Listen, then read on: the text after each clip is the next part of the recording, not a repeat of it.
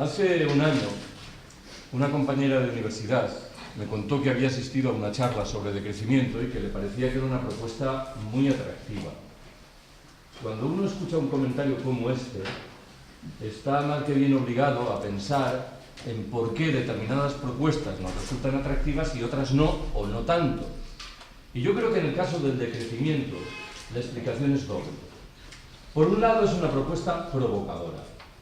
Si el discurso que escuchamos constantemente en labios de nuestros políticos repite incansable que resolveremos nuestros problemas si recuperamos la senda del crecimiento económico, nosotras estamos diciendo no exactamente lo contrario, pero estamos invitando a recelar de esa supuesta verdad intocable. Siendo una propuesta provocadora, inmediatamente os percataréis de que toca fibras sensibles que llevamos dentro de la cabeza, de tal manera que en modo alguno nos es ajena. Con toda certeza, cuando salgáis de aquí, convendréis conmigo en que en varias oportunidades en vuestra vida cotidiana habéis asumido perspectivas, principios, maneras de ver las cosas que beben, en un grado u otro, de lo que aquí voy a llamar de crecimiento. Antes de entrar en materia, siempre me veo en la obligación de formular tres precisiones.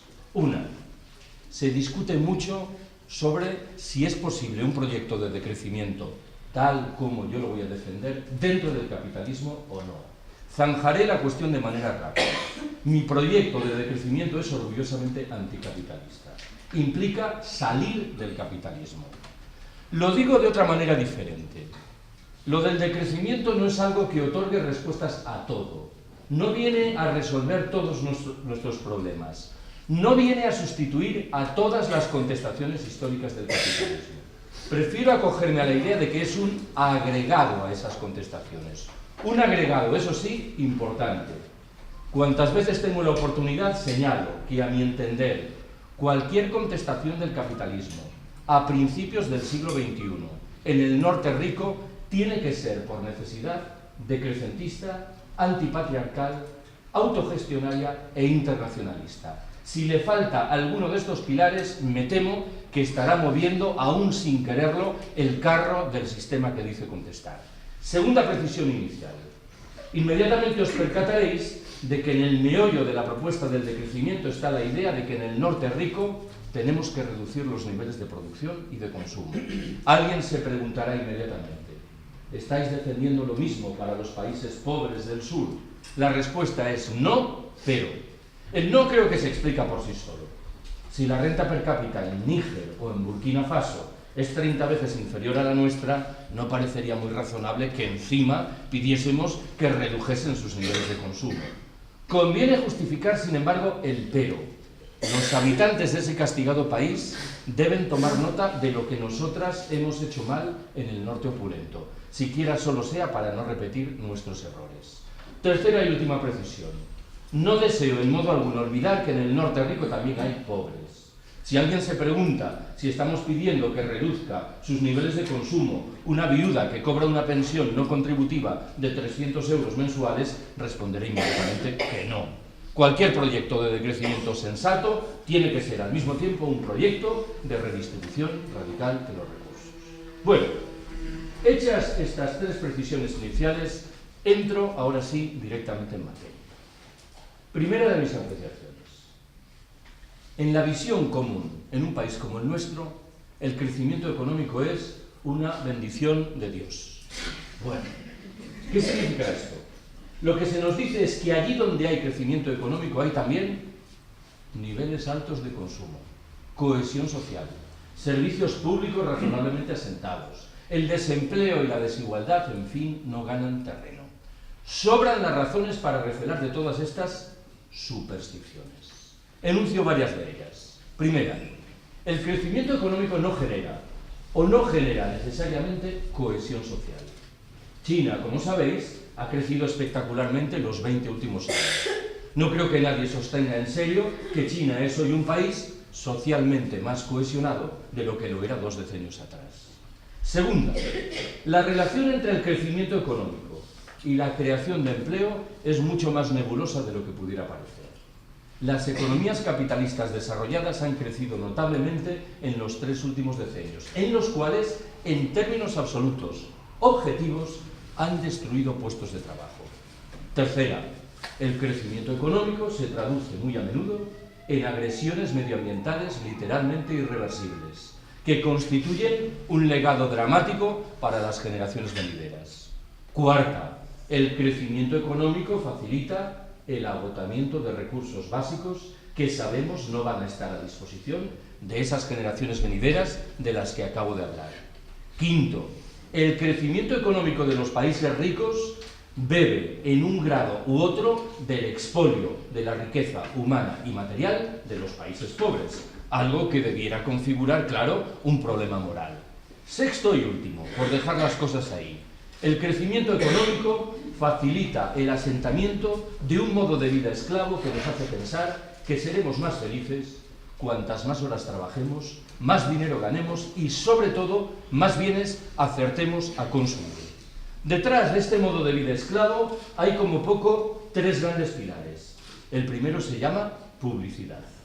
Un conjunto de técnicas, bien lo sabéis, muy eficientes, que nos obligan a comprar lo que no necesitamos y, llegado el caso, más aún, aquello que objetivamente nos repugna. El segundo de esos pilares es el crédito, que permite o permitía que obtengamos el dinero necesario para comprar eso que no precisamos. El tercero y último, en fin, se llama caducidad. Los bienes son producidos de tal manera que en un periodo de tiempo muy rápido dejan de servir, con lo cual nos vemos mal que bien en la obligación de comprar otros nuevos. Siempre que me refiero a esto, del modo de vida esclavo, rescato una anécdota omnipresente en la literatura sobre el decrecimiento.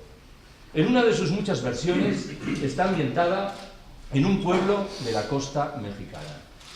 Un paisano se halla medio adormilado junto al mar, un turista norteamericano se le acerca, entablan conversación y en un momento determinado el turista pregunta: ¿y usted en qué trabaja? ¿A qué se dedica? Bueno, yo soy pescador. Caramba, un trabajo muy duro, ¿verdad? Muy duro, sí. ¿Cuántas horas trabaja usted como media cada jornada? Bueno, yo le echo a la pesca 2 o 3 horitas. ¿Pero qué me dice usted y qué hace con el resto de su tiempo? Yo me levanto tarde, pesco un par de horas, juego un rato con mis hijos, duermo la siesta con mi mujer y al atardecer salgo con los amigos a beber unas cervezas. ¿Pero qué me dice usted? ¿Cómo es así? ¿Qué quiere decir? ¿Que por qué no trabaja más? ¿Y para qué? Porque si trabajase más, en un par de años tendría un barco más grande. ¿Y para qué? Luego de un tiempo abriría una factoría aquí en el pueblo. ¿Y para qué? Más adelante montaría una oficina en el Distrito Federal. ¿Y para qué? Con el paso de los años abriría delegaciones en los Estados Unidos y en Europa. ¿Y para qué? Las acciones de su empresa cotizarían en bolsa. ¿Y para qué? Sería usted inmensamente rico. ¿Y para qué? Bueno, qué sé yo. Al cumplir 65 o 70 años se podría retirar y venir tranquilamente a vivir aquí, a este pueblo, para levantarse tarde, pescar un par de horas, jugar un rato con sus nietos, dormir la siesta con su mujer y salir con los amigos al atardecer a beber unas cervezas. Todo aquello que se le prometía luego de decenios de trabajo extenuante era paradójicamente aquello de lo que ya disfrutaba en el tiempo presente. Siempre que cuento esta anécdota me veo obligado a reconocer que incorpora una fuga. No explica convincentemente cuántas horas trabajaba la mujer del mexicano protagonista. Pido que por una vez olvidemos esta discusión. Segunda observación que quiero haceros. Somos con frecuencia víctimas de las grandes cifras que se nos imponen y cuyo significado no acertamos a valorar. Nadie sabe, por ejemplo, qué son esos 15.000 millones de euros que la Unión Europea exigió del gobierno español que redujese en el gasto público en mayo del año pasado. Voy a tirar de esta idea matriz para formular dos observaciones que creo que permiten que nos adentremos en lo que significa lo del decrecimiento. Primera de ellas, el gasto sanitario anual per cápita en Cuba en el año 2005 fue de $236. El gasto sanitario anual per cápita en ese mismo año en los Estados Unidos se elevó, en cambio, a $5.274. Retraduzco estas dos cifras. Por cada dólar per cápita que se gastó en sanidad en Cuba, se gastaron 20 en los Estados Unidos. Y, sin embargo, las cifras cubanas en materia de esperanza de vida al nacer y mortalidad infantil eran muy similares a las norteamericanas. No solo eso, La Organización Mundial de la Salud elabora todos los años un ranking en el que pretende considerar cómo los habitantes de los diferentes países valoran los sistemas sanitarios respectivos. En el año 2005, en ese ranking, Cuba ocupaba el puesto 36 del planeta, frente al lugar 72 que correspondía a los Estados Unidos. Creo que ya intuís por dónde quiero ir.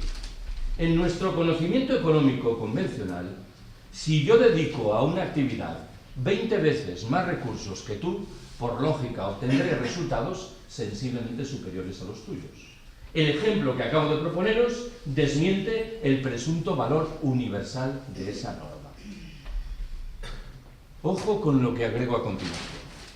Para explicar por qué la sanidad cubana es más eficiente que la norteamericana, digámoslo así, a buen seguro que habrá que incorporar la mención de determinados rasgos del sistema sanitario en la isla, pero habrá que prestarle atención también a determinadas consecuencias inesperadas, paradójicas, de la escasez y de la pobreza. ¿En qué estoy pensando? La dieta alimentaria en Cuba, en un escenario de escasez, registra una presencia muy notable de frutas y de verduras, algo que sabéis que no es común en las sociedades de la opulencia y que tiene, sin embargo, efectos positivos en términos del estado de salud general. Lo mismo digo de la precariedad del sistema de transportes en la isla, que obliga a los cubanos a caminar o, en su defecto, a moverse en bicicleta, de nuevo con efectos positivos en términos del estado de salud general. Voy a por el segundo caso. La renta per cápita en los Estados Unidos es hoy casi 4 veces superior a la que se registraba 80 años atrás al terminar la Segunda Guerra Mundial. Y sin embargo, de un tiempo a esta parte, todas las encuestas revelan que ha crecido, y espectacularmente, el porcentaje de ciudadanos norteamericanos que declaran ser cada vez menos felices. Una encuesta realizada hace 3 años concluía que un 49% de los estadounidenses confiesa ser cada vez menos feliz, frente a solo un 26% que afirma lo contrario. Tenemos que preguntarnos por esta realidad sorprendente, la de un país que se ha beneficiado de un notabilísimo crecimiento económico, que ha incorporado maravillosas tecnologías teóricamente liberadoras, pero que no parece en condiciones de garantizar, y al fin y al cabo de esto se trata, la felicidad de la mayoría de sus ciudadanos. Todas y todos hemos utilizado en algún momento esa máxima que reza que el dinero no hace la felicidad. Administrémosla con prudencia. Es verdad que en los estadios iniciales del desarrollo, la disposición de dinero, la disposición de recursos, claro que tiene que ver con el bienestar y la felicidad. Si yo me estoy muriendo de hambre y empiezo a comer, hay un cambio sustancial y para bien en mi estilo de vida. Sobran las razones para afirmar, sin embargo, que dejados atrás esos estadios iniciales del desarrollo, el hiperconsumo al que a menudo nos entregamos en las sociedades opulentas es antes un indicador de infelicidad manifiesta que una señal de bienestar exultante. Lo digo de otra manera, invocando una vez más el sentido común imperante en nuestras sociedades, que señala que desde mucho tiempo atrás, cada nueva generación que entra vive mejor que las anteriores. Mi abuelo vivió mejor que mi bisabuelo. Mi padre vivió mejor que mi abuelo. Yo he vivido mejor que mi padre. Estamos en condiciones de afirmar que los jóvenes que entran ahora en el mercado de trabajo, es una forma de hablar, van a vivir mejor que los integrantes de mi generación. Van a encontrar un empleo. Van a disfrutar, en su caso, de un subsidio de paro. Van a cobrar dentro de 40, 50 o 60 años una pensión. Me temo que nadie está en condiciones de responder de manera taxativamente afirmativa a estas preguntas, que nos emplazan delante de una genuina crisis de la civilización capitalista. Tercera apreciación que quiero trasladaros. Detrás de la propuesta del decrecimiento hay una conciencia clara en lo que se refiere al relieve de un problema central: los límites medioambientales y de recursos del planeta. Si vivimos en un planeta con recursos limitados, no parece que tenga mucho sentido que aspiremos a seguir creciendo ilimitadamente. Voy a intentar retratar ese problema de la mano de 3 metáforas. Vaya la primera. Estamos en un barco que se mueve a una velocidad de 25 nudos, camino de un acantilado con el que, a menos que cambiemos drásticamente el rumbo, vamos a chocar. ¿Qué es lo que hemos hecho en los últimos años al calor, por ejemplo, del célebre protocolo de Kioto? Reducir un poco la velocidad del barco. Ya no nos movemos a 25 nudos, sino a 23. ¿Qué significa esto? Que tardaremos un par de días más en chocar con el acantilado. Como quiera que el rumbo no lo hemos cambiado, el problema permanece incólume. Segunda metáfora, que bebe de la condición del barco más conocido, el Titanic. ¿Por qué murió tanta gente a bordo del Titanic? Por una razón fácil de identificar. Los botes salvavidas no permitían acoger a tantos pasajeros como se encontraban dentro del Titanic. Esto, en términos de la metáfora, ¿tiene algún remedio? La respuesta es sí. El remedio pasaba por desmantelar los camarotes de lujo del Titanic y utilizar la madera para construir nuevos botes salvavidas. Permitidme que en este caso subraye lo que está claramente por detrás de la metáfora. El discurso dominante repite incansable que debemos afrontar todos los problemas de tal manera que nadie pierda. Esta es una genuina estafa moral. Quienes nos han situado al borde del precipicio económico, social y ecológico por fuerza tienen que perder. Me autocorrijo. La metáfora esta de al borde del precipicio la utilizamos demasiado. Estamos cayendo ya por el precipicio, de tal manera que esto no tiene marcha atrás. Formulo una tercera y última metáfora. Imaginaos un estanque en el que hay un nenúfar. Sabemos que el nenúfar se multiplica al ritmo de 2 por 1 cada día. Si el lunes hay un nenúfar, el martes habrá 2. Sabemos también que conforme a ese ritmo, el estanque estará repleto de nenúfares luego de 20 días, con lo cual las plantas, faltas de espacio vital, perecerán. Si yo os preguntase, ¿en cuál de esos 20 días pensáis que el estanque estará cubierto en su mitad por nenúfares? Un procedimiento de razonamiento rápido y espontáneo tal vez invite a responder: el día 10. No es la respuesta correcta. La respuesta correcta es el día 19. El día 19 los nenúfares cubren la mitad del estanque, como quiera que se multiplican por 2, el día 20 colman todo el estanque.